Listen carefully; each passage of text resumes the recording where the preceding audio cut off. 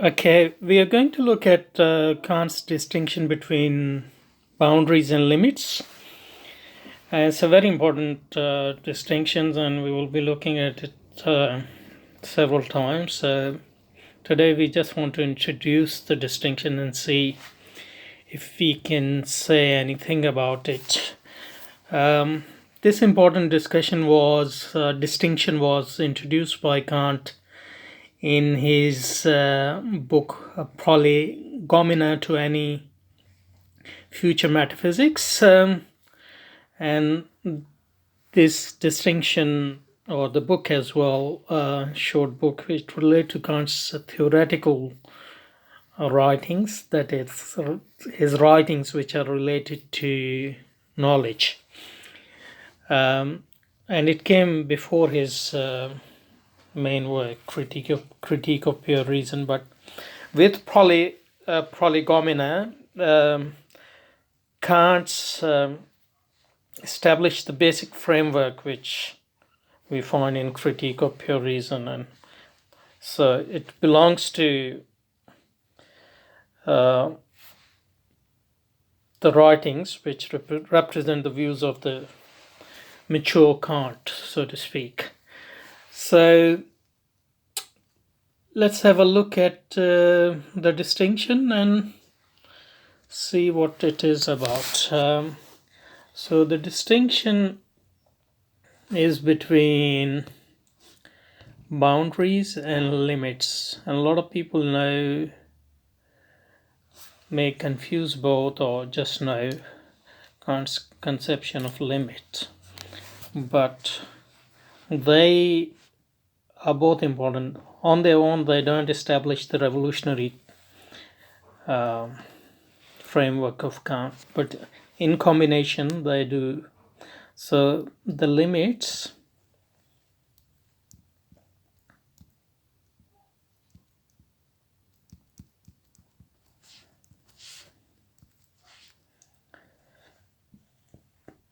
in German, Schranken.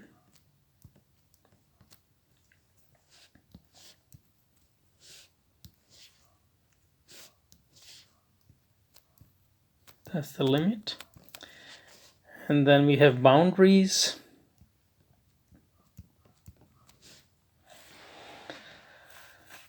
And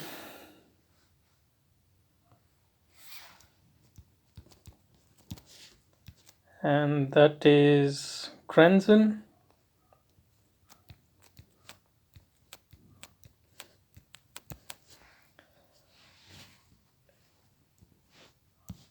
And in combination, they, as Kant says in one of, I think it says in this book or in Critique, I'm not sure, but in combination, they sort of represent resume of Kant's critique of pure reason. Because the doctrines of limits as such doesn't differentiate Kant much from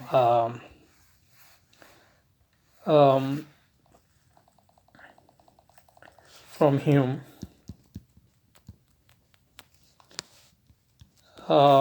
But with the concept of boundary, he does go beyond Hume, and that's the basic thing we want to look at today. So let's start with limits, or this is also known as Kant's negative principle, limits.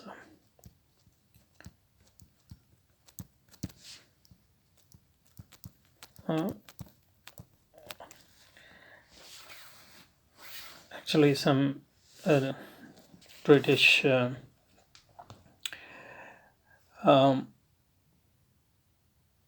interpreters of Kant has called it like Strawson, I think, Hume's principle as well.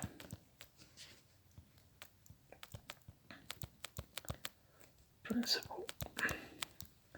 So what is this negative principle? The negative principle is that reason, I wonder whether I can choose another color. I've never tried to use another color. So reason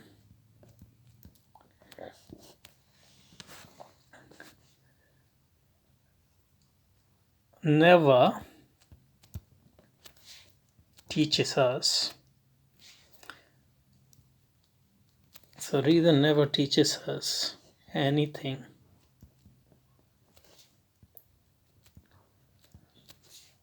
more than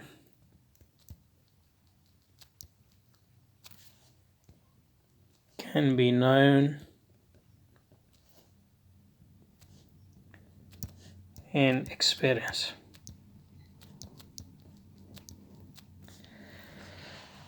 So this is Hume's principle of negative principle, that reason can only know what is in experience. So reason take data from experience, and based on it, it can generalize, it can compartmentalize, it can synthesize, it can analyze, but it cannot teach us anything more than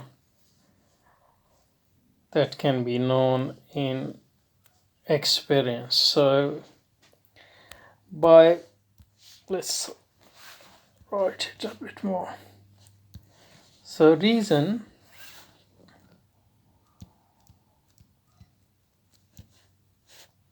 never teaches us anything that can be known, so it doesn't give us knowledge of anything beyond experience.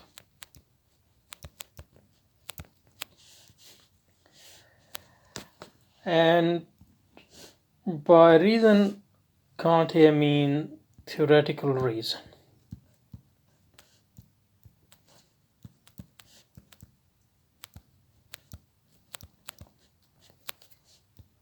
He is not talking about moral reason, because moral reason doesn't deal with experience of the sort he is talking about here.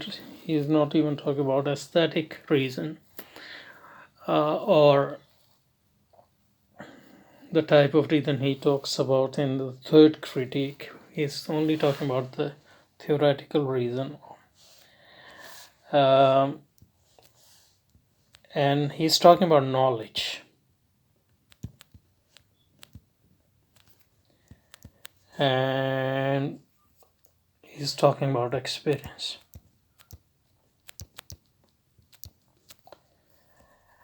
Now let us look at all these three things to understand Kant's principle in full.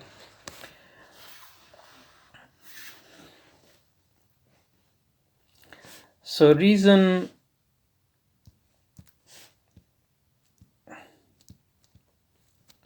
for Kant, theoretical reason, basic function is to organize the data it gets through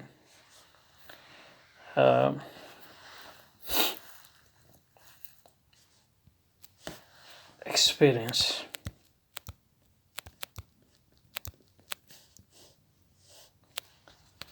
And that's what gives us our knowledge.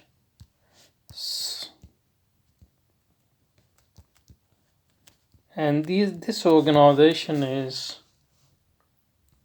through the concepts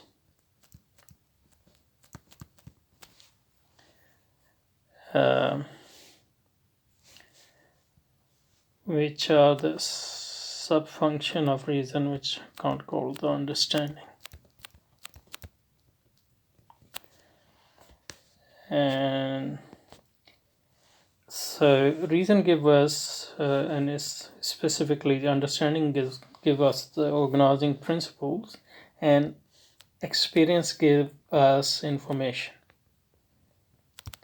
And the combination of this gives us knowledge. So knowledge for Kant is always, and information is given to us through intuition or senses. And senses are outer senses, inner senses, and reason in terms of understanding takes this data and organizes it, and that gives us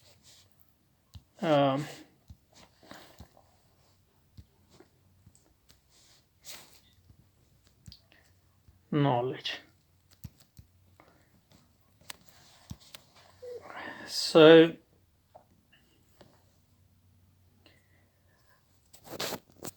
after this, let us go back to our principle. So in order to have knowledge, you need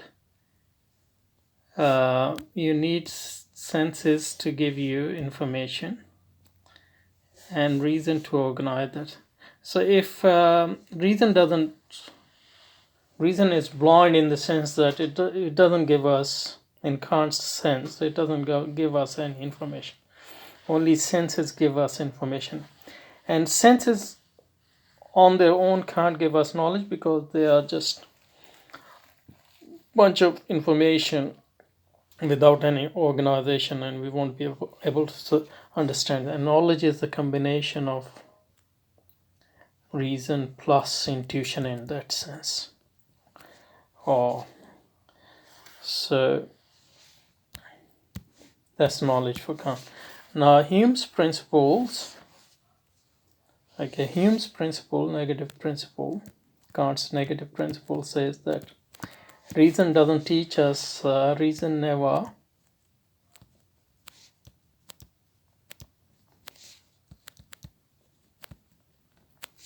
teaches us anything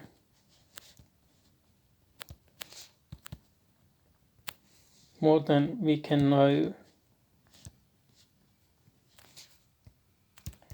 in experience. And the reason for this is that in order to have knowledge,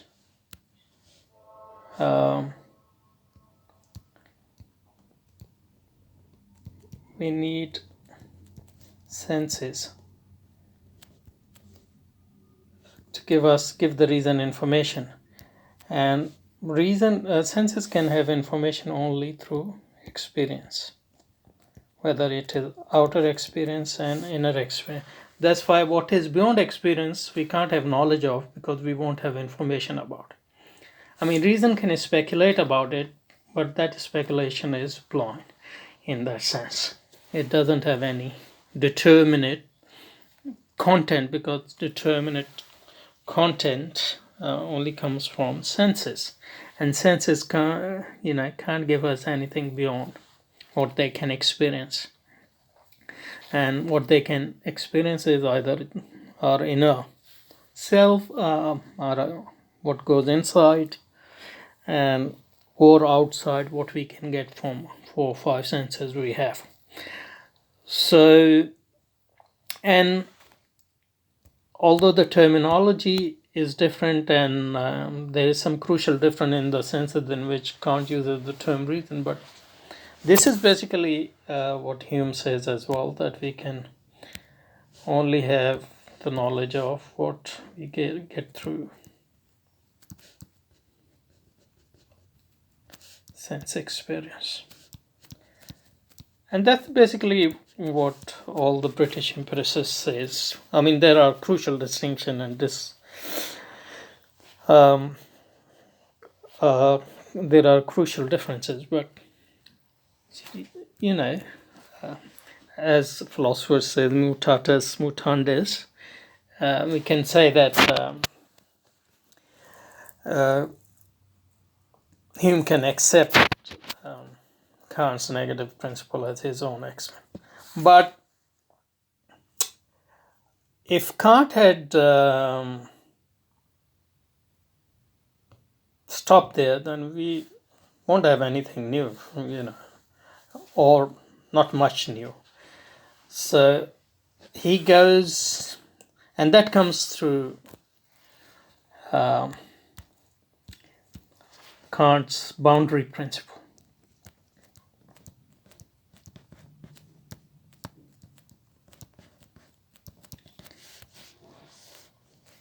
So negative principle or Hume's principle say that reason cannot teach us, reason cannot give us any knowledge of anything beyond knowledge in his sense. But boundary principle says something beyond that. And boundary principle said that experience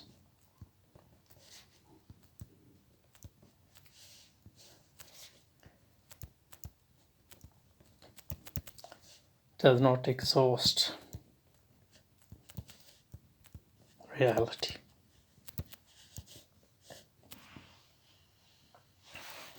For Hume, in a sense, experience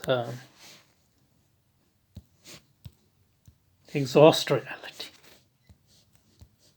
But for Kant, experience does not exhaust reality. Although we can't have knowledge beyond experience, but that doesn't mean there's no reality beyond our experience. It only means that we are limited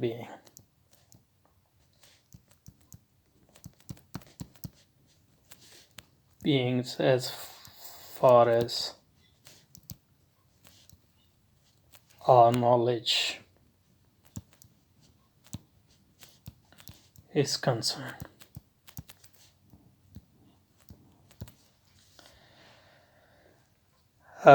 And he says that although we can't have knowledge of what is beyond experience,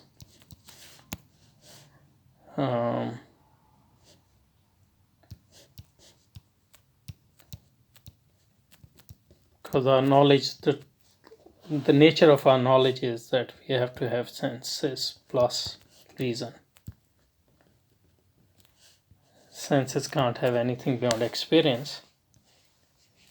So we can't have knowledge of anything beyond experience, but our reason can still speculate or think about it.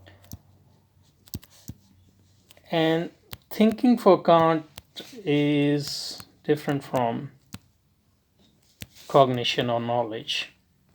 Because in cognition or knowledge, you have senses plus reason. And thinking is only based on reason. The only thing is we can't be sure of whether we're actually talking about something which actually exists. We can just speculate at that.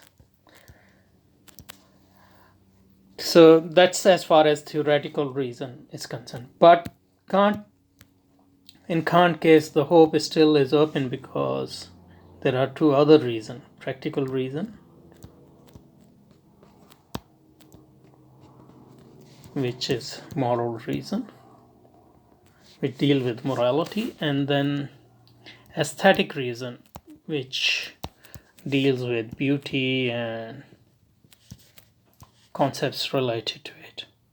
So we don't know yet, but maybe a theoretical reason cannot give us knowledge about it. It can only tell us that our knowledge is not exhausted by. Our knowledge doesn't exhaust reality. So that's the positive conclusion, and the positive conclusion is also that theoretical reason can at least speculate about God and freedom and universe and all the. Although it's not a knowledge, it's just a speculation. But through speculation, it at least give us ideas about these things, not knowledge. And the only mistake is made when we claim that we have knowledge of those things. But as long as speculation is kept as a speculation, there's no problem for Kant. But beyond that, he leaves it open that maybe we can have knowledge of God or knowledge of freedom or knowledge of the world beyond the world of our experience through morality or through beauty or whatever. So that's just the doors he has opened. We'll still have to look whether what he says in his practical reason and his aesthetic reason actually give us any knowledge about this metaphysical reality. But this is very important. So Kant's revolution can't just be understood as revolution about the negative principle. It is a revolution which combines negative principle with the boundary principle. So this is one of the most fascinating aspects of Kant's theoretical philosophy. But it's also very, very difficult. So would have to. It's just the beginning. So we would be looking at it again and again and again and again. Okay, thank you.